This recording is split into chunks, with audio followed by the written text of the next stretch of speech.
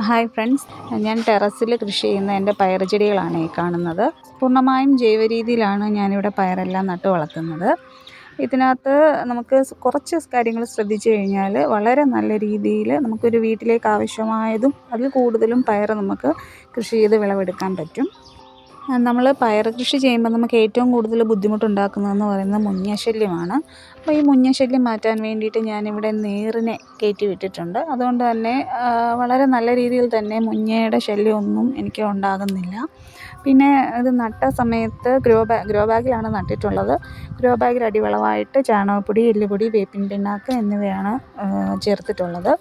അതുകൂടാതെ തന്നെ ആഴ്ചയിലൊരിക്കൽ ജൈവ സ്ലറിയും അതേപോലെ തന്നെ ഫിഷ് അമിനോ ആസിഡും വളമായിട്ട് കൊടുക്കുന്നുണ്ട്.